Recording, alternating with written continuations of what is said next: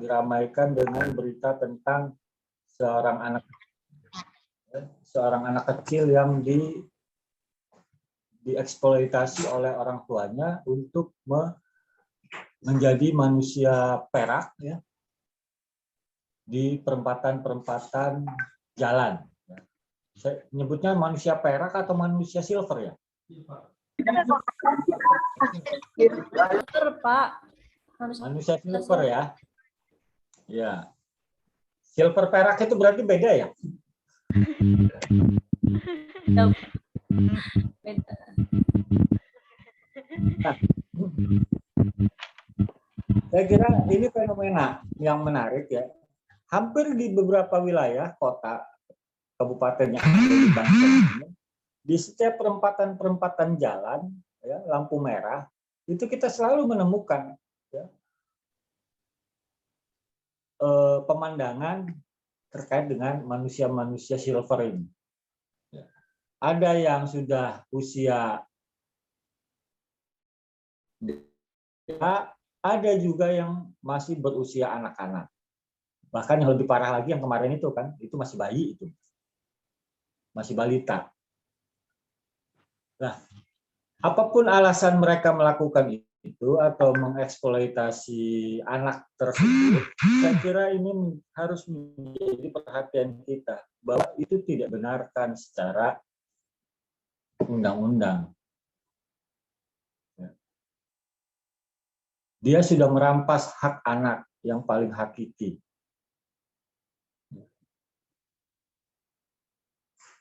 Jadi disitulah peran-peran LPA, peran-peran kita sebagai aktivis LPA itu masuk untuk memberikan edukasi, melindungi hak-hak anak, termasuk melindungi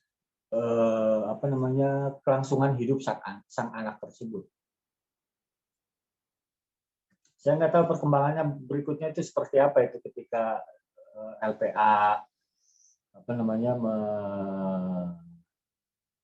melakukan intervensi dalam kasus yang beberapa minggu kemarin terjadi.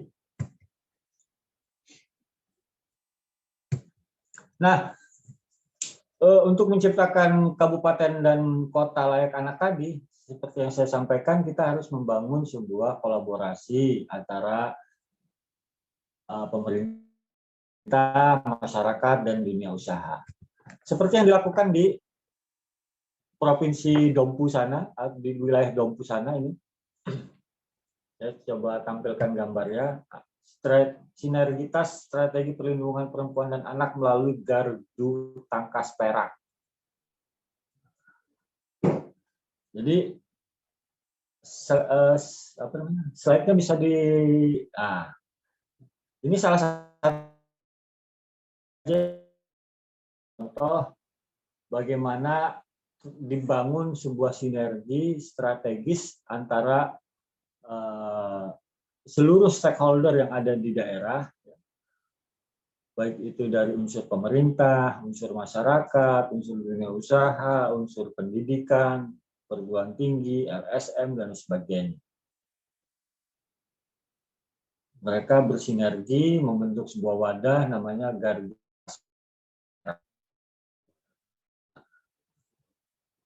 Ya, intinya hampir sama dengan apa yang kita lakukan di sini. Ya.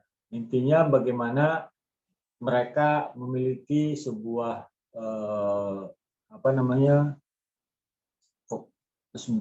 memiliki sebuah aliansi, ya, untuk bersama-sama memajukan dan memenuhi apa yang menjadi hak-hak anak. Di Banten sudah ada belum yang begini, Pak Ketua?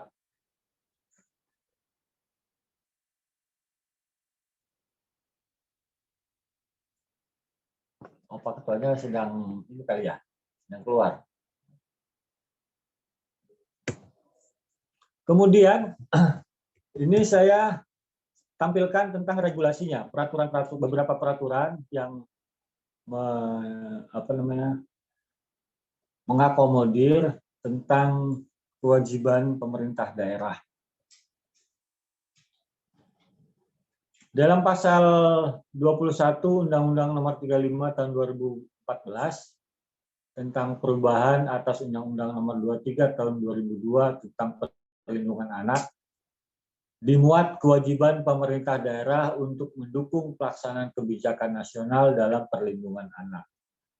Jadi dari pusat itu sebetulnya sudah ada payung hukum yang mengikat pemerintah daerah untuk berkewajiban mendukung pelaksanaan dalam perlindungan anak.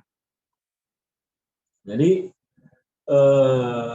apa yang kita lakukan hari ini, apa yang kita akan kerjakan nanti terkait dengan perlindungan anak, itu sebetulnya sudah diakomodir oleh pemerintah melalui peraturan perundang-undangan yang sudah ada.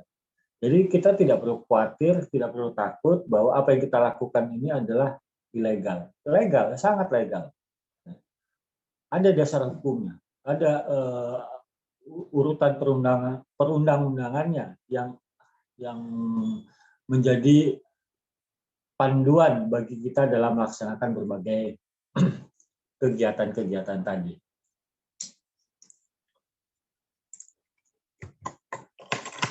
Pada pasal 23 Undang-Undang dimuat juga kewajiban pemerintah untuk menjamin dan mengawasi penyelenggaraan perlindungan anak di daerah, termasuk pencegahan kekerasan terhadap anak. Ya. Jadi tidak hanya pemerintah pusat, tapi juga pemerintah daerah itu sama memiliki kewajiban untuk menjamin dan mengawasi penyelenggaraan perlindungan anak. Kemarin kalau nggak salah dalam dalam sesi wawancara pelantikan pengurus LPA ya, sebulan kemarin, saya mendapat informasi di media bahwa Banten itu masuk ranking ke-9 dalam hal perlindungan anak. Ya. Itu yang bicara ketua umum Komnas Perlindungan Anak.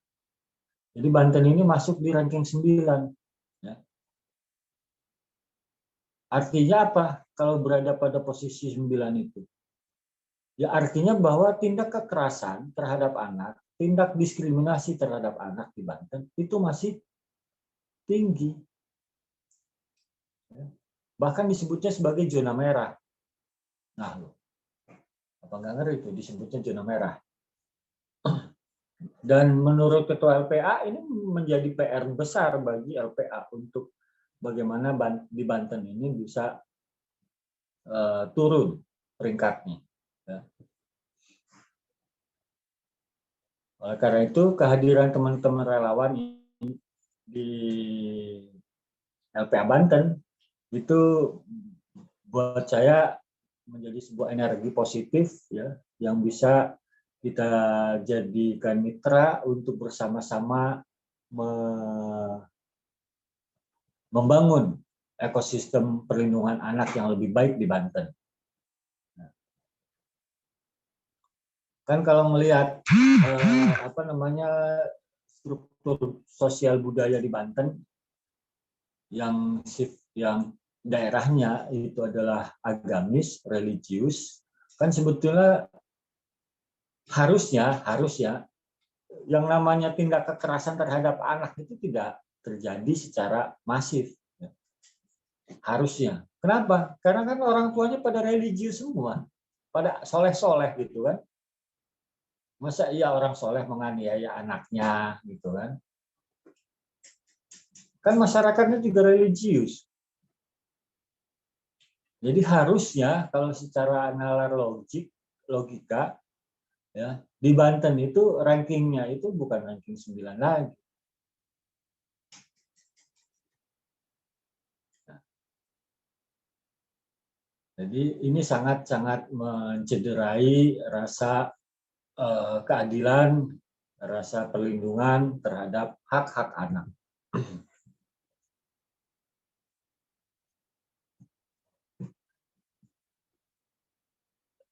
Lalu apa tanggung jawab Pemda?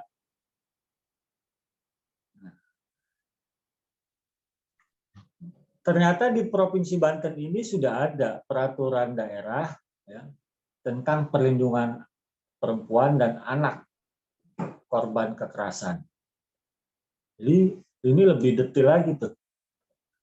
Jadi lebih detail, lebih konkret bahwa ternyata di Banten sendiri itu sudah punya peraturan daerah tentang perlindungan perempuan dan anak korban kekerasan. Cuma pertanyaannya, efektivitas dari perda itu sudah maksimal atau belum? Nah, itu yang perlu kita kaji. Ya. Perlu kita telusuri, perlu kita lihat, ya, apakah perda itu sudah berjalan secara efektif. Atau hanya sekedar memenuhi formalitas saja gitu kan. Dalam perda tersebut disebutkan bahwa pemerintah daerah bersama masyarakat berkewajiban melakukan upaya pencegahan, perlindungan, pemulihan terhadap korban kekerasan berbasis gender dan anak. Nah, jadi ya kita ini termasuk, ya, kita semua yang ada di sini itu termasuk juga harus memiliki kewajiban yang sama untuk mencegah, melindungi, memulihkan korban-korban kekerasan yang berbasis gender dan berbasis anak. Kemudian disebutkan juga pemerintah daerah wajib menjamin ya, penyelenggaraan pencegahan kekerasan terhadap anak dan mendukung kebijakan nasional dalam pencegahan tersebut yang diimplementasikan melalui program PATBM, Perlindungan Anak Terpadu Berbasis Masyarakat. Sudah pernah dengar ya istilah ini ya, PATBM? Sudah, Pak. Ya, syukur kalau sudah. Nah, apa yang harus dilakukan langkah berikutnya ketika misalnya semua jenjang pemerintahan, baik tingkat pusat, daerah, itu sama-sama diberi kewajiban untuk melakukan perlindungan, pencegahan, pemulihan terhadap kekerasan terhadap anak. Ya, saya kira yang paling nyata, yang paling dekat yang harus dilakukan adalah kota kabupaten harus mengoptimalkan fungsi dan peran PATBM di setiap wilayah masing-masing secara intensif.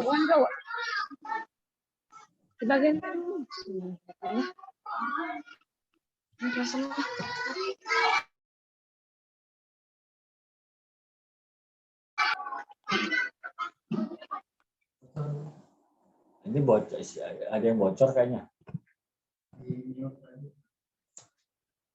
Ya, jadi strateginya yang paling dasar, yang paling dekat yang harus kita lakukan adalah mendorong kabupaten dan kota untuk mengoptimalkan fungsi dan peran PATBM sehingga semuanya bisa berjalan secara efektif. Taruh di situ.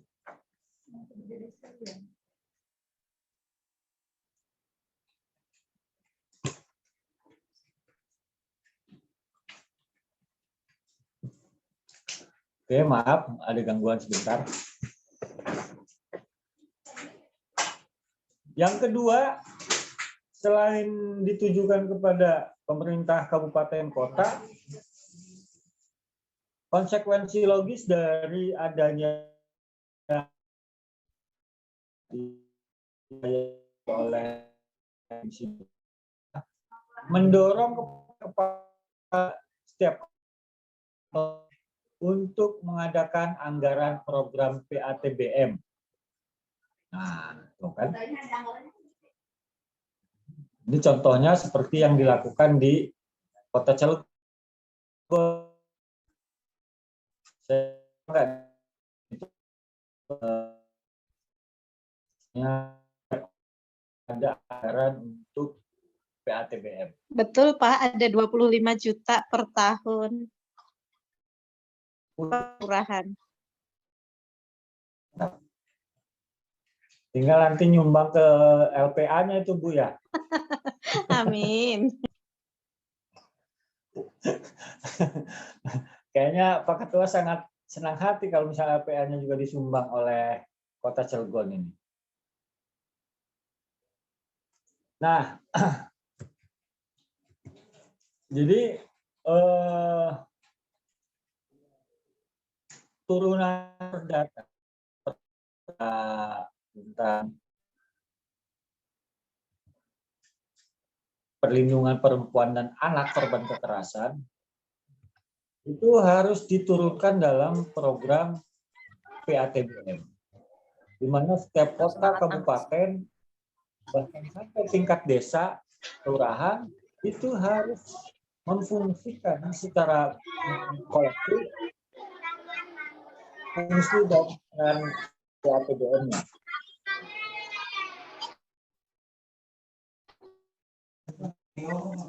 Khususnya di tingkat desa atau kelurahan. Kenapa? Karena yang namanya peluang-peluang terjadinya kekerasan, peluang-peluang terjadinya diskriminasi, peluang-peluang terjadinya eksploitasi, itu terjadi hanya berada di wilayah-wilayah yang dekat dengan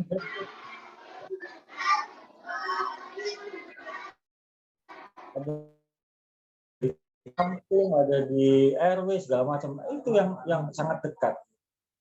Maka tingkat desa lah yang harus mengambil peran yang secara masif melaksanakan berbagai program-program PATBM. Oke, itu sekilas tentang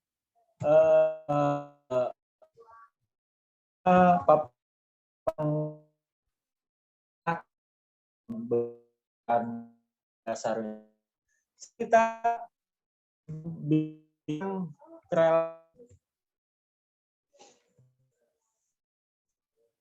teman-teman memaknai apa itu arti relawan.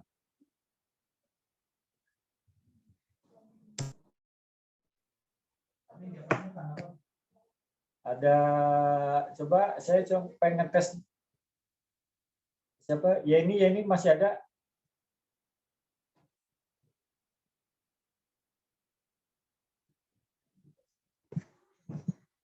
Oh, nggak ada, udah keluar lagi kayaknya, atau terlempar dari forum.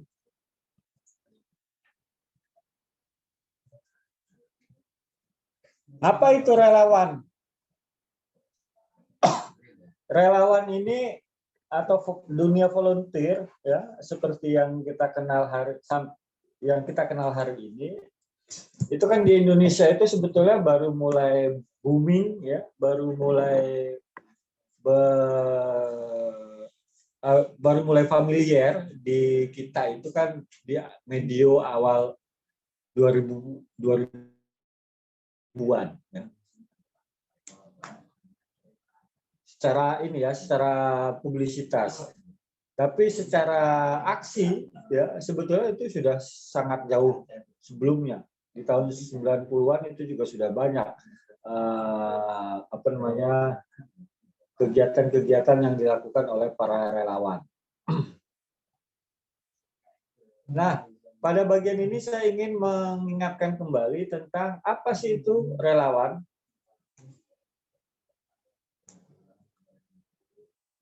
Saya mengutip Kak Brown dan Corton ya. Disebutkan bahwa istilah volunteer atau kerelawanan itu menunjukkan pada tindakan-tindakan yang dilakukan oleh para pelaku dengan bebas. Organisasi-organisasi kerelawanan atau voluntary organization menggerakkan sumber-sumber dan kekuatan-kekuatan sosial melalui mekanisme dengan saling berbagi nilai dan harapan. Nah, dalam kaitan ini yang perlu kita garis bawahi adalah bahwa kerelawanan itu bersifat mandiri, ya, bersifat independen, bersifat merdeka, bersifat bebas. Nah, bebasnya di sini juga jangan dimaknai dengan bebas yang sebebas-bebasnya. Bebas di sini adalah bahwa dia dari dimensi waktu, dari dimensi ruang itu sangat bebas. Artinya tidak mengenal kapan dia harus kerja, harus menjalankan fungsi dan tugasnya, di mana itu tidak dikenal. Seorang relawan yang sejati, ya dalam pikirannya, dalam dalam jati dirinya, ya setidaknya 24 jam itu adalah tempat dia bekerja. Waktu 24 jam itu adalah waktu dia bekerja. Jadi dia bebas untuk menentukan kapan dan di mana melakukan berbagai fungsi-fungsi kerelawanannya. Nah, yang kedua, bahwa kerelawanan itu atau relawan itu hari ini menjadi sebuah magnet yang luar biasa untuk membantu untuk menjadi kekuatan sosial yang efektif. Bahkan bisa jadi kerelawanan ini kalau saya mengatakan bisa disebut juga sebagai kelompok-kelompok pressure group, kelompok-kelompok penekan yang mampu mengubah atau mempengaruhi berbagai kebijakan-kebijakan pemerintah, baik tingkat lokal ataupun tingkat nasional. Dan kita menyadari bahwa kerelawanan ini jauh lebih efektif diberdayakan, ya, karena itu tadi dimensi bebas waktu, bebas ruang, tapi tidak bebas nilai, ya. Tetap kerelawanan itu punya nilai-nilai yang harus dihormati, nilai-nilai yang harus dijunjung tinggi, sehingga fungsi-fungsi kerelawanannya itu tetap berjalan sesuai track-nya. Nah, apa yang menjadi kekuatan dari relawan? Yang menjadi kekuatan dari relawan itu adalah adanya kekuatan saling berbagi nilai dan harapan. Hope. Ya. Kita ini kan beraktivitas, bekerja, atau apapun istilahnya, kalau tidak didorong oleh adanya sebuah harapan, itu tidak akan bergerak. Harapannya apa?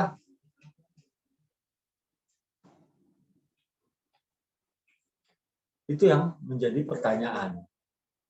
Harapan saya apa ya kalau saya misalnya bergabung di relawan? Dan seterusnya.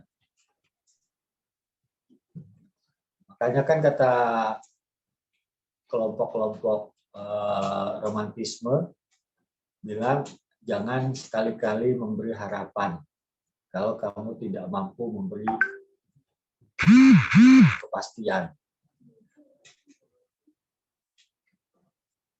Maka muncullah istilah-istilah cowok PHP, cewek PHP, dan sebagainya, kan? Yang itu menjadi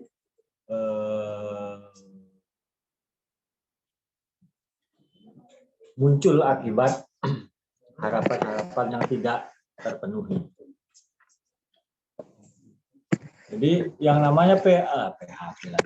Yang namanya relawan itu tidak jauh-jauh dengan harapan dan nilai sebagai stimulan atau sebagai instrumen yang mendorong mereka untuk bekerja, untuk menjadi relawan.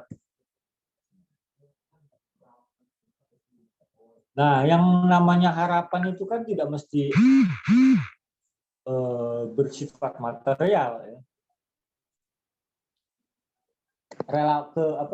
Harapan itu bisa juga berwujud yang tidak materi. Ya. Seperti apa misalnya? Ya seperti adanya jaringan, ya, bertambahnya jaringan, bertambahnya relasi, adanya ruang-ruang aktualisasi yang terbuka, itu bagian dari harapan-harapan yang kadang-kadang itu juga dicari oleh setiap orang. Kalau di LPA ini memberi ruang kesempatan yang sangat luas untuk relawan beraktualisasi, kenapa enggak itu dimaksimalkan, kita bekerja atau kita beraktivitas di LPA. Kan gitu. Dan saya percaya bahwa LPA itu memang akan memberikan itu. Akan memberikan ruang dan kesempatan kepada para relawannya untuk beraktualisasi semaksimal mungkin. Sehingga fungsi dan kerja-kerja LPA itu bisa maksimal.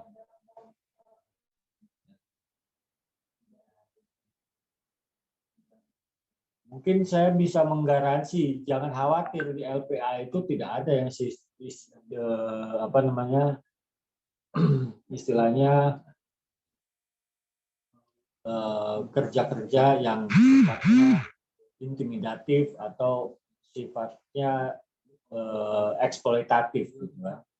Semuanya bisa dilakukan secara terbuka, transparan, ya, dan melibatkan partisipasi relawan secara terbuka juga. Jadi tidak ada yang namanya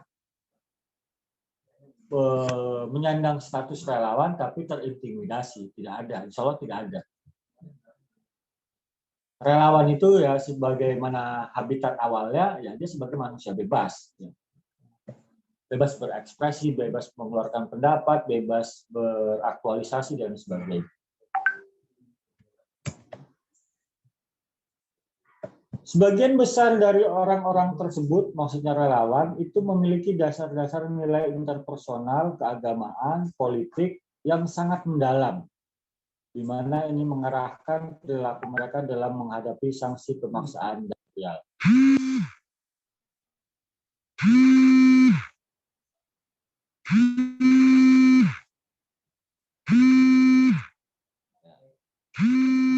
Nilai-nilai inilah yang mendorong mereka untuk memobilisasi kontribusi secara sukarela, baik itu tenaga, uang, atau jenis lainnya yang merupakan ekspresi akan nilai-nilainya.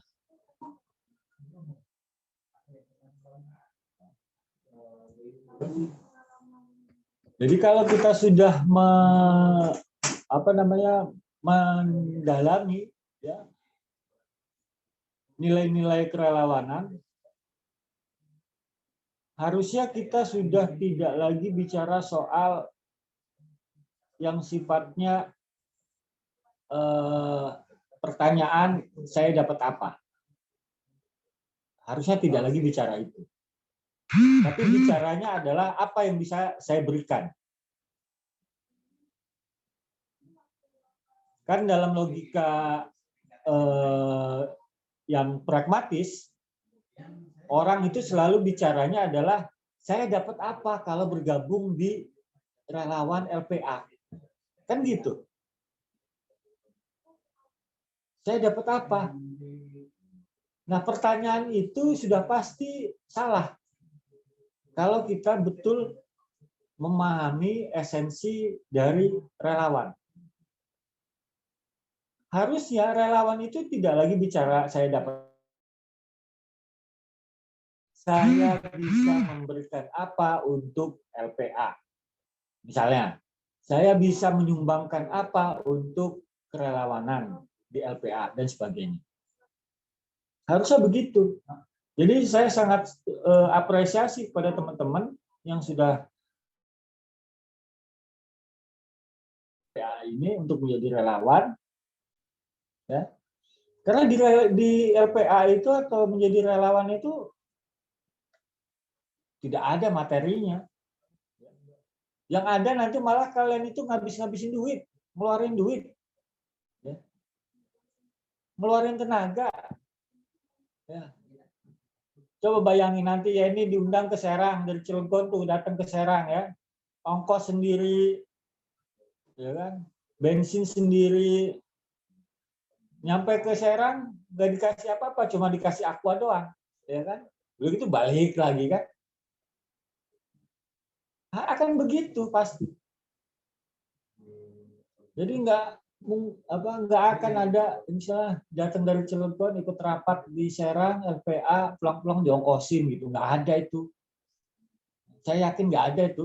Ya Pak Ketua ya. Atau buat senior-senior LPA kayaknya nggak ada itu. Ya bukannya pengen ini ya pengen membuka aib sendiri. Saya memimpin banyak organisasi, ya. Baik organisasi profesi, organisasi sosial, dan bahkan organisasi sekelas asosiasi. Itu juga nggak ada uangnya. Nggak mampu organisasi itu memberikan uang kepada pengurusnya.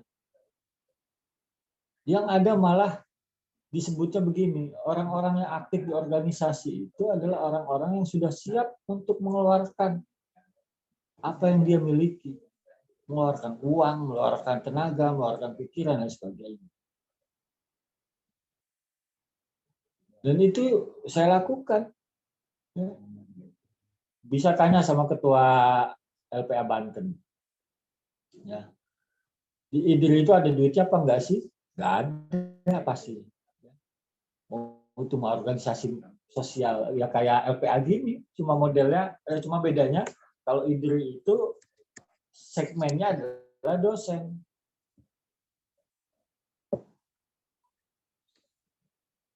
Kalaupun IDRI mendapatkan uang misalnya, itu juga kembali lagi untuk kebutuhan organisasi, bukan untuk yang lainnya.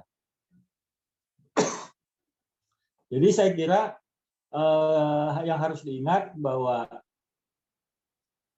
menjadi seorang relawan itu harus siap secara nyata berkontribusi, ya. Baik itu tenaga, waktu, uang, ya, atau jenis lainnya. Jadi kalau kita tidak siap untuk berkontribusi di di LPA misalnya atau di dunia kerelawanan yang lain, sudah berhenti aja jadi relawan gitu kan. Jadi relawan itu harus menjadi orang yang tahan banting, tahan uji. Ini rata-rata anak mamah bukan? Anak manja bukan maksudnya? Insya Allah bukan, Pak. Kalau anak-anak manja itu akan berat loh. Jadi relawan itu.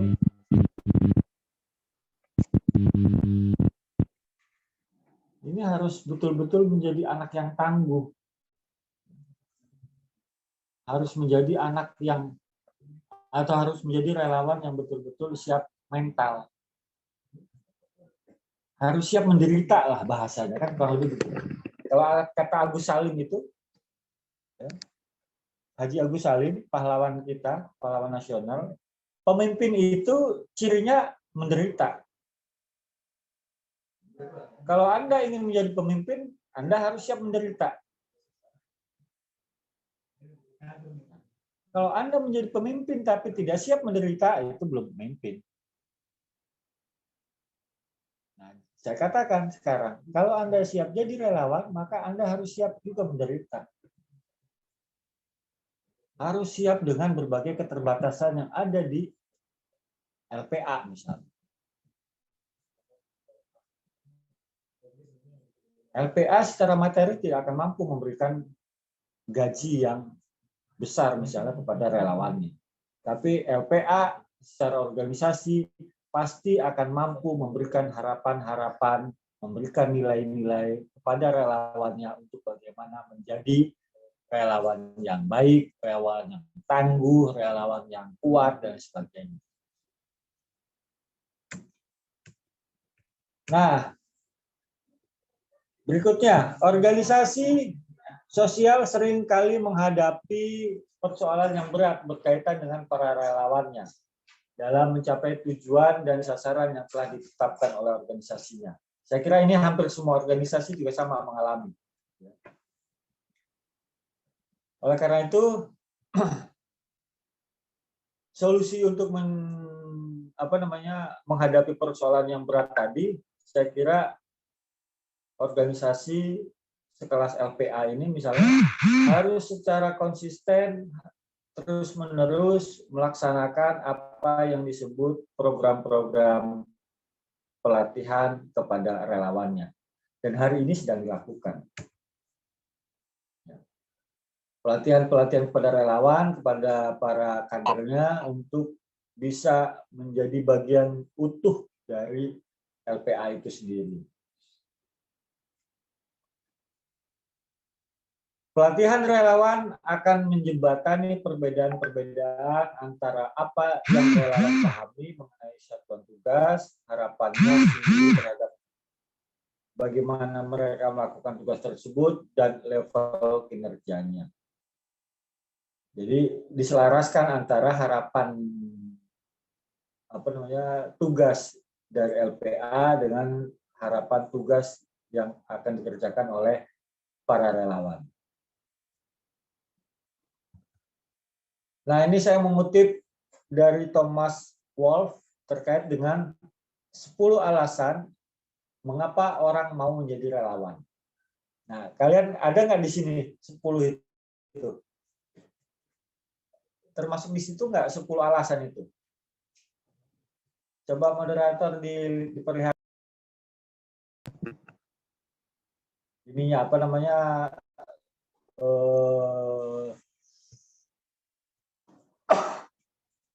Slide-nya paling terakhir.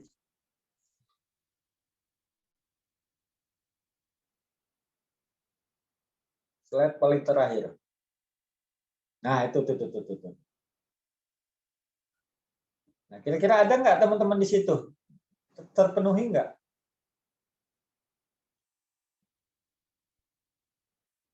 Mengapa menjadi relawan?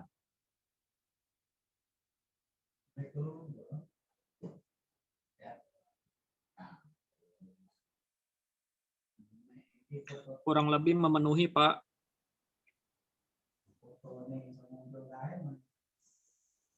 Ya, ini memenuhi nggak 10 itu?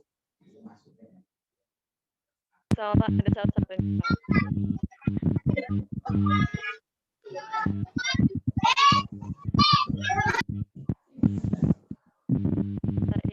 Ingin menolong. Harusnya memenuhi.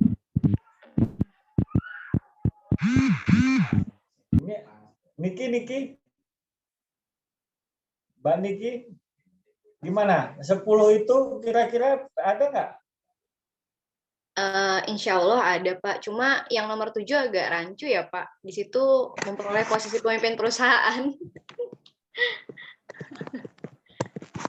Sepertinya kalau based on motif, mungkin orang bisa memilih ya, Pak. Nggak mesti 10-10-nya. Dari alasan Niki. Iya. Saya lebih ke ini sih, Pak. Mungkin ke yang nomor 2 ya, Pak. Altruism ya. Oke. Nomor 2, rasa ingin menolong sesama. Ya. Dan yang keenam mungkin, Pak. Karena saya juga pengajar, Pak. Mengembangkan kemampuan profesional ya. Untuk bidang pengabdian mungkin, Pak. Seperti itu. Oke.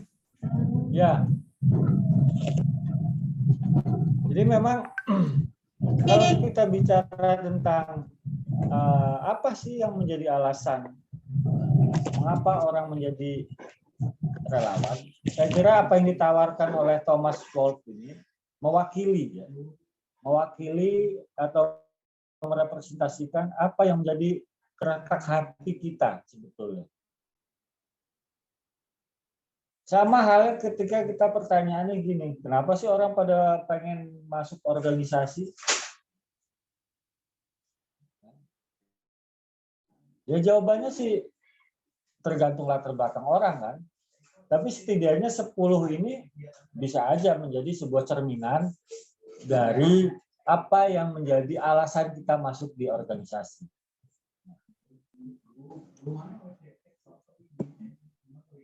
Di relawan ya, atau dalam dunia relawan atau voluntary, disadari atau tidak, teman-teman itu selain yang 10 ini, selain 10 alasan ini, saya kira yang paling penting adalah akan mendapatkan sebuah nilai-nilai leadership ya yang tidak disadari. Nilai-nilai kepemimpinan yang tidak disadari ketika misalnya kita menerjunkan diri dalam dunia kerelawanan. Masuk organisasi itu adalah untuk melatih nilai-nilai kepemimpinan atau melatih jiwa-jiwa kepemimpinan dan sebagainya. Itu. Nah, kalau nggak pernah berorganisasi, nggak pernah terlibat di relawan, bagaimana kita mengetahui, mengukur kadar kepemimpinannya, nilai kepemimpinannya? Kan tidak bisa. Maka lewat saluran-saluran organisasi ini, kita akan mendapatkan nilai lebih dari orang-orang lain yang tidak pernah terlibat di komunitas atau organisasi apapun. Saya kira akhirnya saya mengucapkan selamat dan sukses pada teman-teman sekalian yang sudah secara sadar ya berani mengambil pilihan yang tidak populer untuk menjadi relawan di LPA Banten. Mudah-mudahan teman-teman diberi nilai keistiqomahan yang baik ya. Karena istiqomahnya menjadi relawan itu berat loh. Untuk menjadi istiqomah di relawan itu. Sebab kalau ringan kan istirahat doang namanya. Jadi harus betul-betul siap uji untuk menjadi relawan. Karena ujiannya adalah di istiqomahnya tadi. Saya kira itu moderator yang bisa saya sampaikan sebagai pendahuluan untuk mungkin kita diskusi nantinya. Mudah-mudahan apa yang saya sampaikan ini ya bisa memberi pencerahan kepada kita semua, khususnya buat saya sendiri, tentang bagaimana mengelola organisasi yang berbasis pada voluntary atau kerelawanan. Billahi fi sabilil haq. Wassalamualaikum warahmatullahi wabarakatuh. Waalaikumsalam warahmatullahi wabarakatuh. Baik Bapak, terima kasih sudah menyampaikan materinya. Kepada rekan-rekan semuanya yang ingin bertanya, dipersilahkan.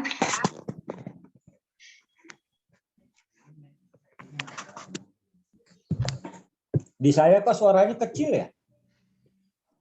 Kecil ya Pak? Belum besar.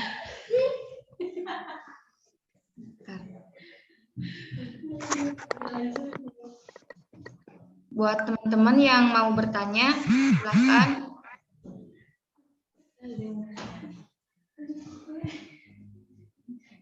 Ini relawannya udah lulus sarjana semua kan rata-rata? Belum, Pak. Belum Pak. Atau ada yang masih mahasiswa? Masih, Pak. Assalamualaikum Mbak, saya mau bertanya, boleh? Boleh. Baik. Pak, perkenalkan saya Niki Pravitri, Pak. Saya bagian dari relawan ini juga. Mau bertanya, Pak. Suaranya terdengar nggak, Pak? Soalnya suara Bapak di saya jelas banget. Iya, ini saya kecil juga di ya sini. sudah, nggak apa-apa. Ini Pak, karena hari ini kan sebenarnya tema besarnya itu kan pembentukan Pokja ya Pak. Saya pikir ada pembahasan sampai pada bagaimana sebenarnya prosedur gitu loh untuk membentuk Pokja itu gitu loh Pak. Iya, Mungkin iya, nggak iya. Bapak bisa sharing pengalaman, barangkali Bapak pernah membentuk kegiatan yang sama juga seperti itu. Jadi kami nanti di lapangan ada gambaran juga seperti itu Pak. Terima kasih Bapak.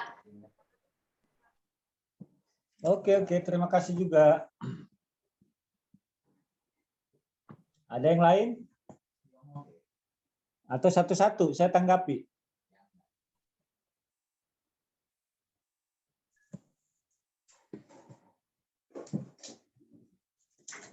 Sepertinya harus pakai headset biar ini kali ya, biar nggak kecil suaranya.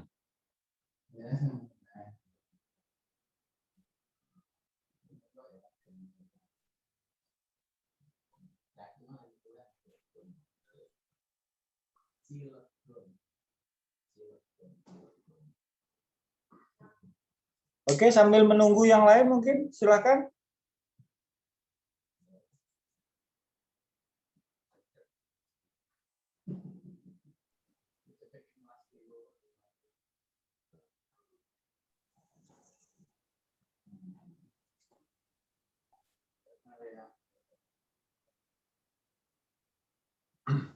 Oke, sebentar ya. Saya mau pakai headset coba.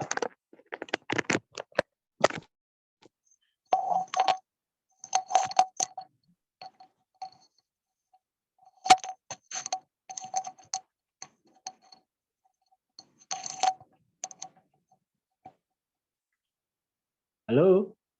Kedengar? Kedengaran jelas sudah Pak. Oke. Jelas ya? Oke. Baik, terkait dengan pertanyaan tadi, pembentukan Pokja. Saya kira memang pembentukan Pokja itu akan sangat relevan dengan apa yang menjadi renstra dari LPA Banten itu sendiri. Ya. Renstra LPA Banten itu seperti apa 5 tahun ke depan? Ya.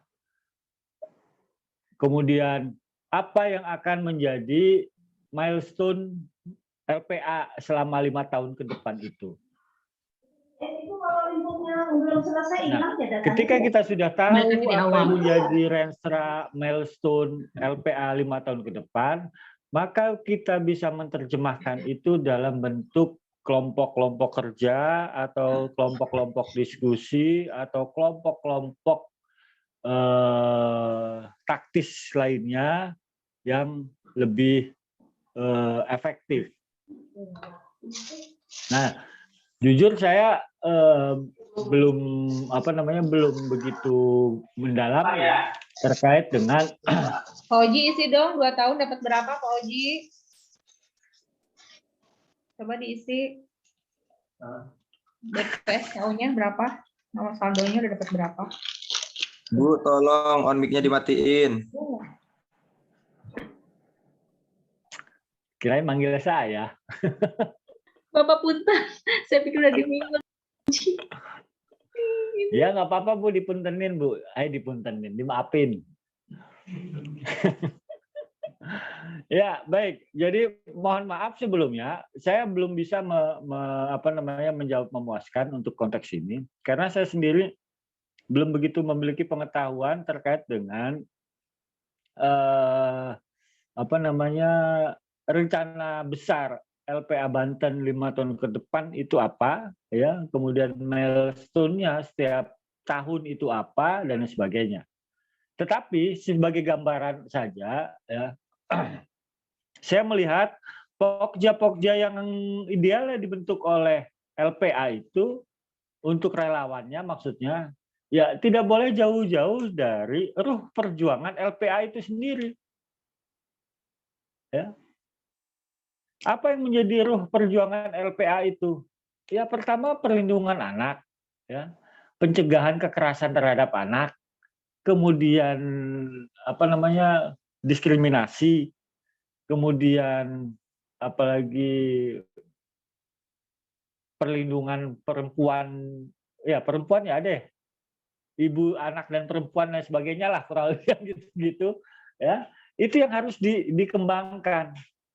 Ya. Advokasi, pokja advokasi dan hukum dan sebagainya.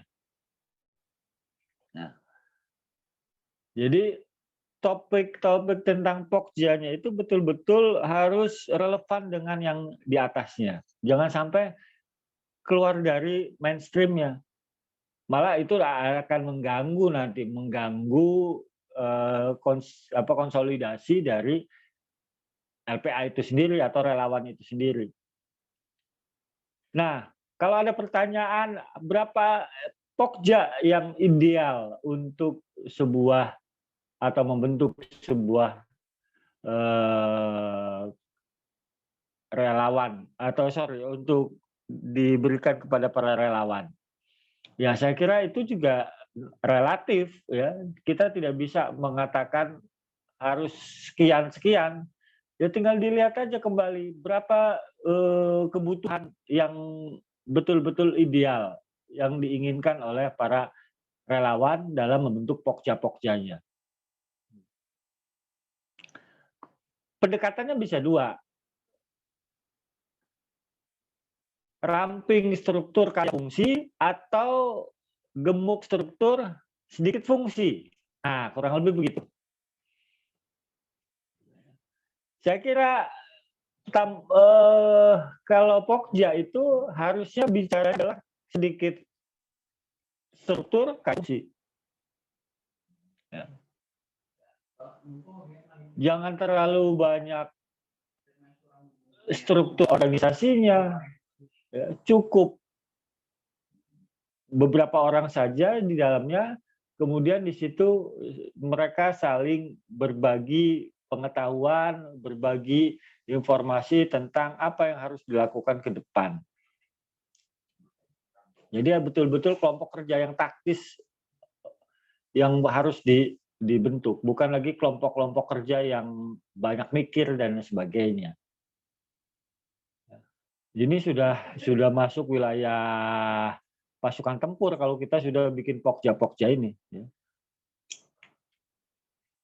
Saya kira itu Mbak Niki. Jadi saya kira kembali lagi esensinya harus dikembalikan kepada Renstra dan milestone apa yang dimiliki oleh LPA. Itu menjadi turunan kita membentuk pokja. Gitu. Baik Pak, terima kasih.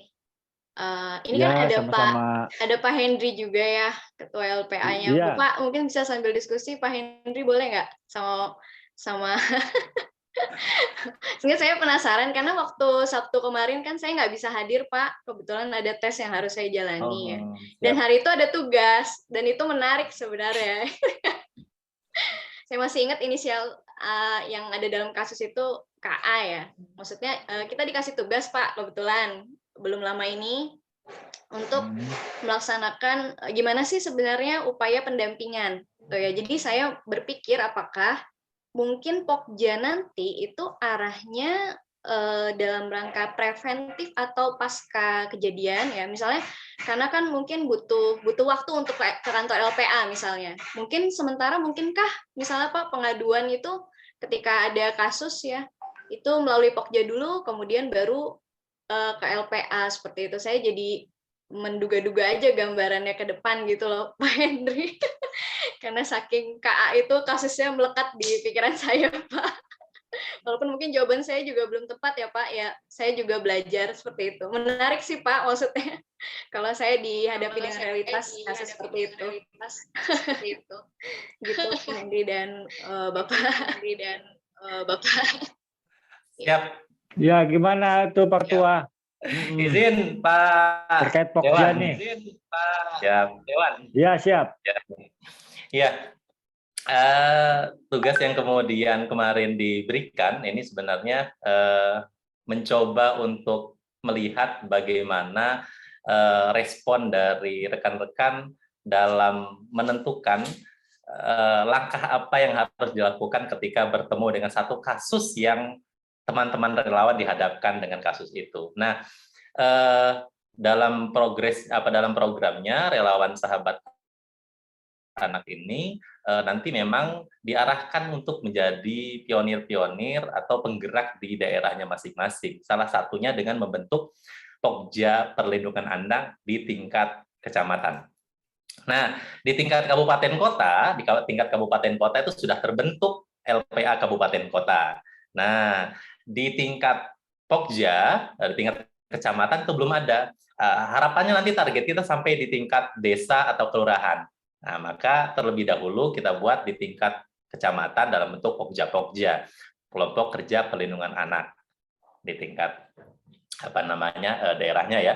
Nah, kemudian seperti tadi yang disampaikan oleh Ibu Niki bahwa apakah nanti ketika ada kasus Pokja ini kemudian menerima laporan tersebut, kemudian melakukan proses pendampingan.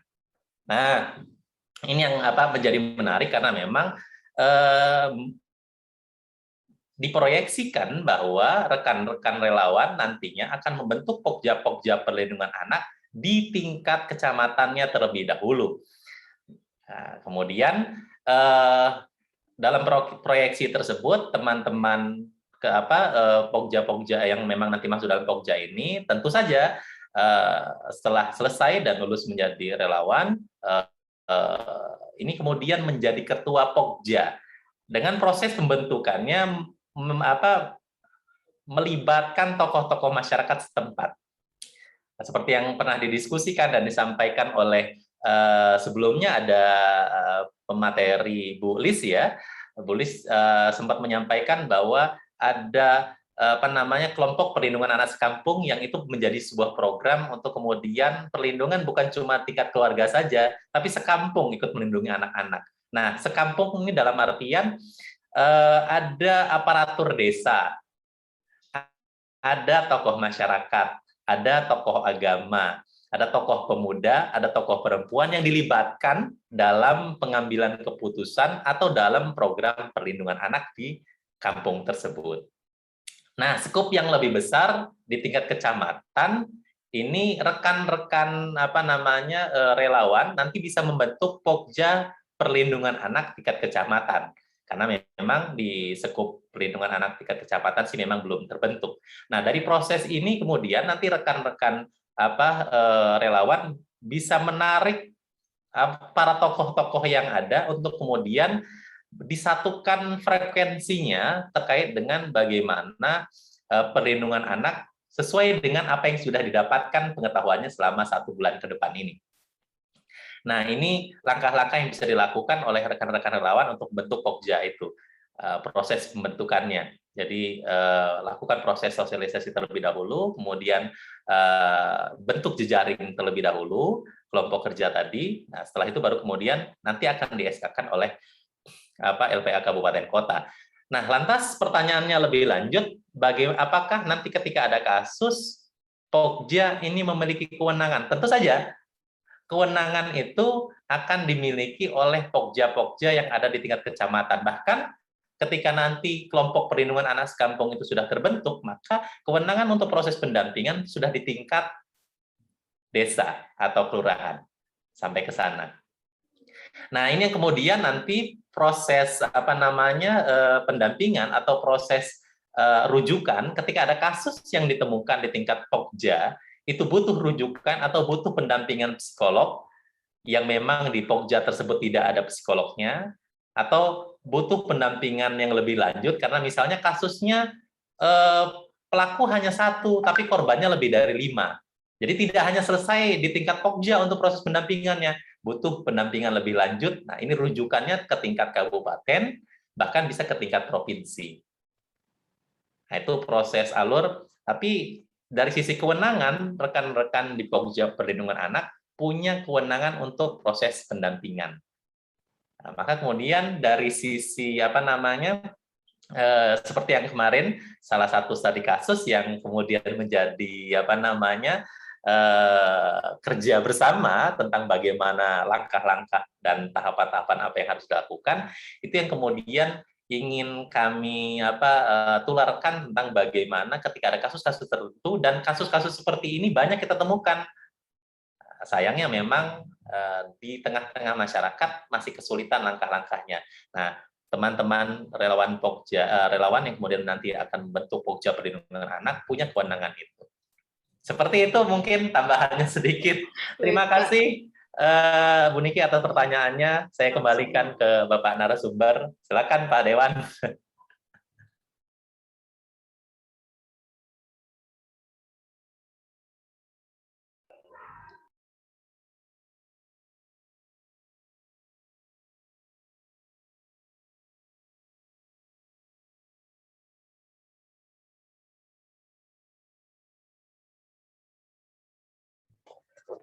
Masih di mute, Pak.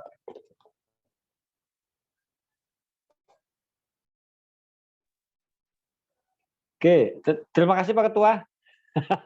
Siap. Bu Niki, kira-kira ini ya sudah bisa Iya, Pak. mewakili Iya. ya jawaban tadi. Ya, Baik, saya kira memang saya baru tahu malah kalau di kecamatan itu belum ada itunya ya. Betul, apa namanya, belum LPA-nya. belum ada. Tapi di desa malah sudah ada itunya kan PATBM-nya itu. Ya, PTBM menjadi program pemerintah bentukan. Nah, ini fasilitatornya kebetulan di LPA provinsi ada 2 ini fasilitatornya. Ada Hadir, Pak. ya, alhamdulillah. Ada Bu Lis dan Pak Didi.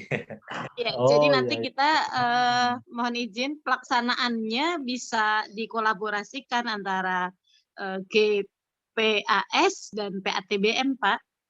Oh iya. berarti bisa kolaborasi ya, Bu? Dengan Bisa banget. Pokja. Oh, iya. Bisa banget. Bisa. Iya, jadi saya memang di kecamatan itu ada sejenis LPA gitu kan ya. Ya, saya kira ini memang harus disegerakan Pak Ketua agenda ini ya. Karena ya itu tadi untuk menghimpun berbagai informasi yang sejalur gitu kan, searah, frekuensinya sama, LPA desa, LPA kota, LPA desa, kecamatan, kemudian kota, itu seragam informasinya. Jadi kita sudah tidak lagi mengandalkan informasi atau sumber informasi dari pihak eksternal, ya kan? Cukup dari sumber kita yang ada di desa, di kecamatan, itu bisa kita jadikan rujukan.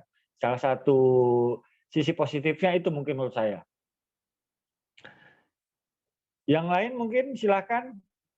Oh ya, di room chat kayaknya tadi saya sempat baca ada yang tanya, bagaimana kalau kita menemukan kasus ada orang tua yang mengeksploitasi anaknya untuk mengemis di jalan. Kemudian sudah kita laporkan, tapi kemudian jawaban Pemda adalah dia bukan warga kami. Nah ini saya kira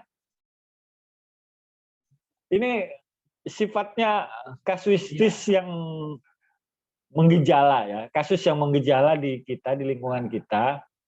Artinya di hampir di setiap perempatan jalan ya, atau di pojok-pojok perempatan misalnya, ya kita kadang pernah juga menemukan kasus ini, ya kan? Orang tua mengeksploitasi anak untuk mencari mencari nafkah gitu kan di perempatan jalan dan sebagainya. Saya kira ya secara normatif saluran informasinya atau saluran laporannya memang ini harus ke LPA. Kalau di tingkat pemerintah itu kesannya lempar tanggung jawab gitu kan. Apalagi setelah tahu misalnya bahwa si pelaku ini adalah bukan orang sini atau bukan warga sini atau bukan warga daerah sini gitu kan. Nah ini kan kesannya lempar tanggung jawab. Saya kira orang manapun dia, sepanjang dia melakukan pelanggaran yang sifatnya real, terlihat di depan mata kita, itu harus disikapi, harus diteruskan kepada proses-proses berikutnya, ya. Jadi tidak perlu ada alasan lagi bahwa Pemda itu ngeles bahwa itu bukan warga kita, itu bukan warga sini dan sebagainya. Sebab itu akan menjadi coreng bagi daerah, ya, kalau itu dibiarkan. Ya kalau kita mau jujur, sebetulnya di perempatan jalan itu anak mana sih sebetulnya itu? Orang kah? Atau orang Cilegon kah misalnya? Kan kita belum pernah tahu, ya kan? Tapi soal tahu atau tidak tahu itu harusnya Pemda itu tidak mesti menutup mata. Dia harus juga merespon, harus menertibkan. Harus menertibkan apa yang terjadi di kotanya.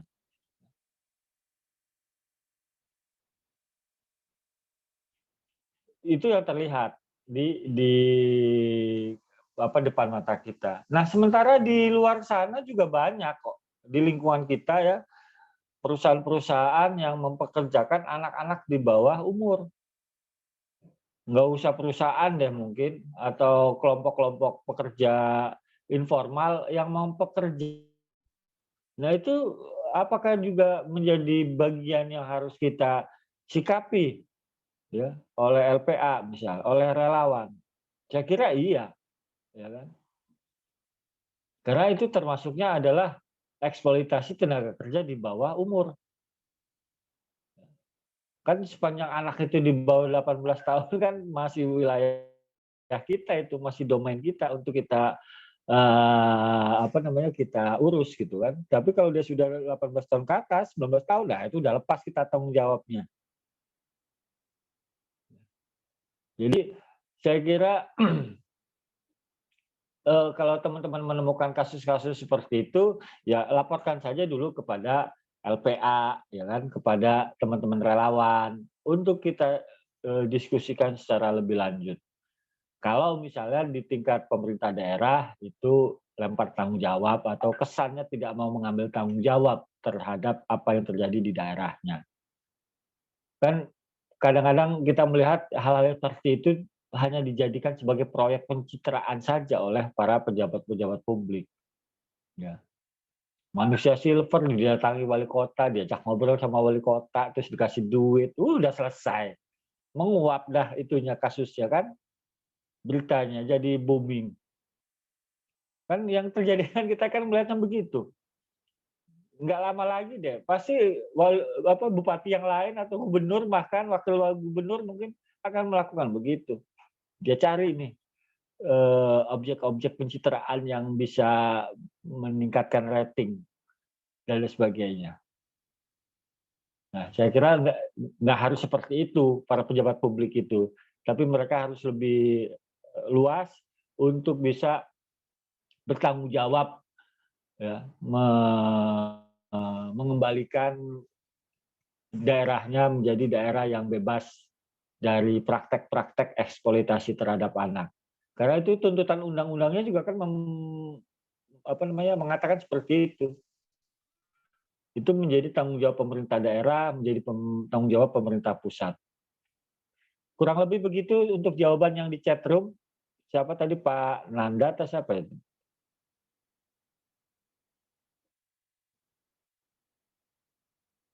Masih ada lagi? Jadi ada mau tanyain?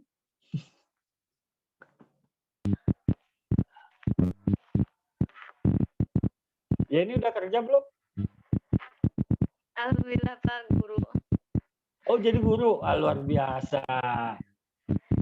Masa ekonomi kok jadi guru ini? Ya, nyasar kemana karir Pak? Iya. Harusnya jadi direktur itu. Iya, amin. Semester berapa nanti Pak? Iya. Siap.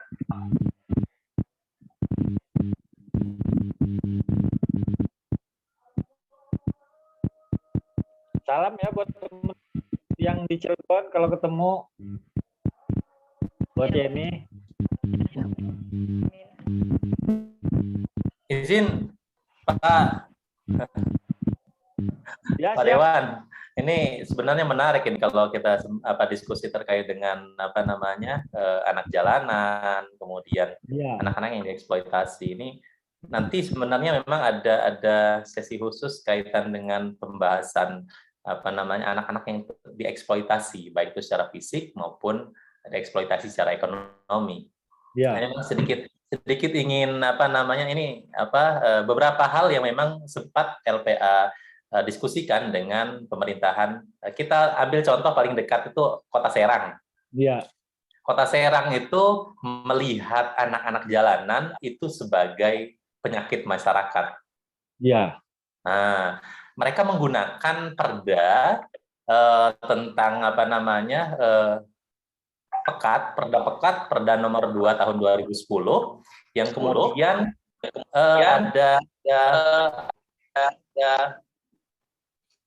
perwalnya itu, peraturan wali kotanya. Nah, jadi dari peraturan tingkat kotanya sendiri, kalau kita lihat sudah ada persoalan, karena anak-anak dilihat sebagai sebuah penyakit masyarakat, disamakan dengan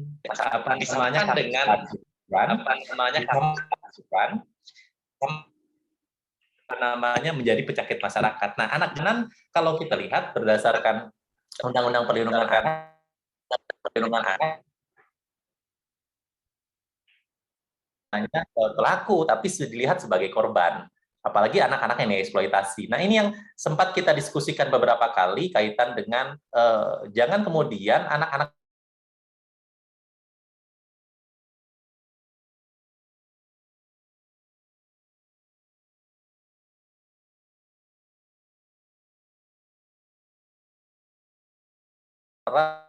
bagaimana namanya penindakan. Nah, penindakan ini yang kemudian seringkali kita kritik.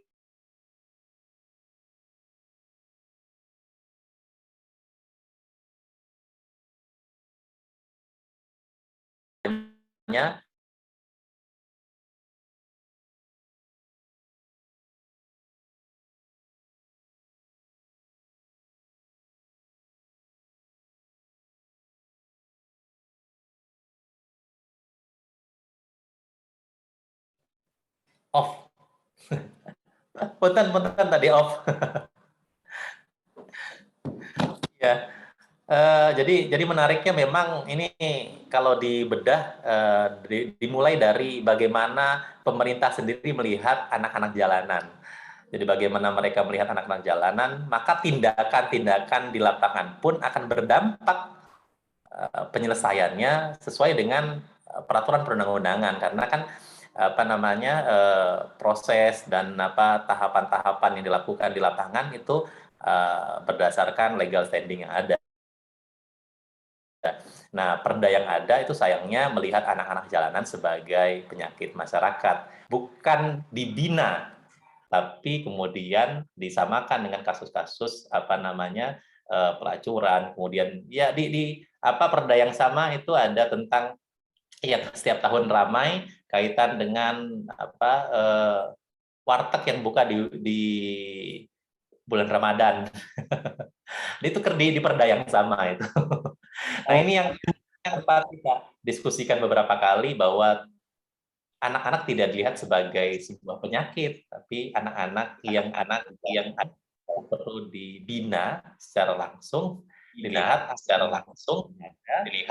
kemudian nanti proses perbaikan dan penyelesaian pun akan lebih baik dibandingkan tahun-tahun sebelumnya yang masih dilihat anak-anak sebagai penyakit masyarakat.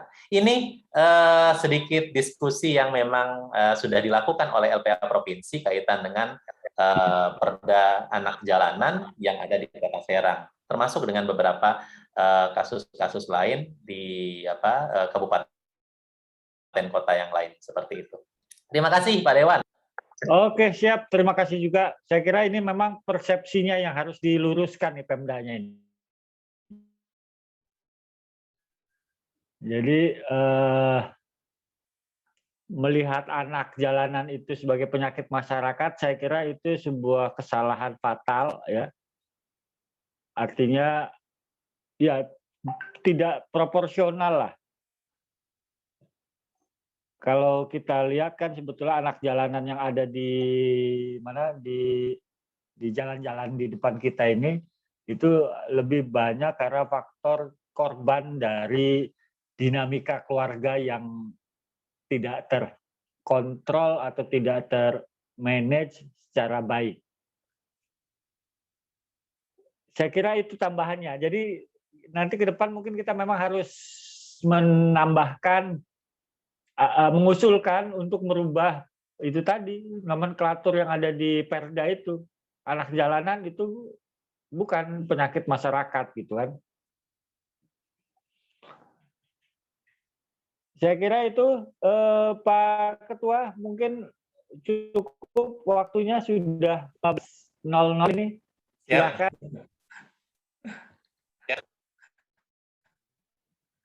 Saya 15 ada jadwal ini.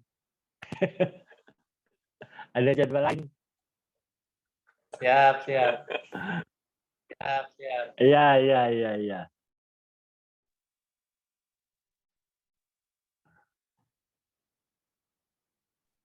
Mana moderatornya tadi? Ibu moderator. Baik Bapak, terima kasih kepada Bapak pemateri dan Bapak Ketua LPA. Jadi kesimpulannya, perlindungan anak adalah segala kegiatan untuk menjamin dan melindungi anak dan pemenuhan hak-haknya agar dapat hidup, tumbuh, dan berkembang dan berpartisipasi secara optimal sesuai dengan harkat dan martabat kemanusiaan, serta mendapat perlindungan dan tindak kekerasan dan diskriminasi. Mungkin itu saja. Saya sebagai moderator pamit undur diri. Mohon maaf atas segala kekurangannya. Sebelumnya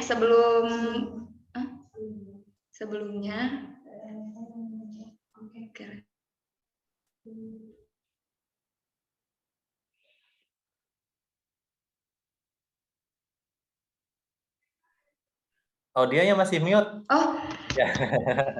sebelum ditutup on cam dulu ya Pak semuanya buat di screenshot. Oh, foto bersama nih kayaknya. Foto bersama. Oh iya, sambil foto ada tambahan jadwal. Besok itu ada satu materi kaitan dengan kebencanaan. Besok ada di jam 1 untuk narsumnya Pak Didi Wandi Dan Bapak Roji. Dan Pak Sukroji Adha.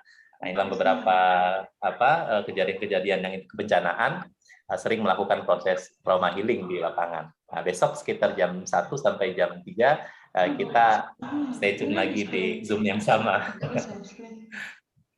Silakan Bapak Ibu diaktifkan videonya, diambil. Bisa.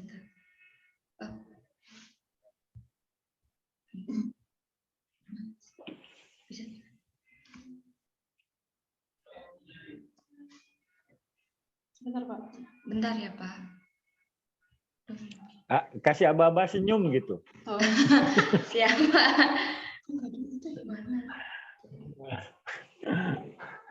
Biar senyum semua gitu loh.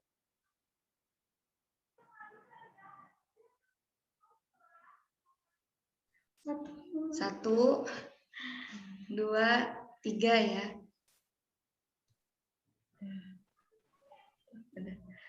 Udah Pak. Terima kasih. Baik. Terima kasih Pak Dewan. Nah, ini kasih sudah juga. materinya luar biasa ini. Sukses buat para relawannya ini. Luar biasa. Nitip tuh, ada relawan Cilegon tuh. Saya langsung live ya, izin live ya Pak Ketua ya. Ya, mangga. Ya, Assalamualaikum. Salam, nuhun Pak Dewan. Ya. Terima kasih Pak. Terima kasih Pak, Mbak. Terima kasih.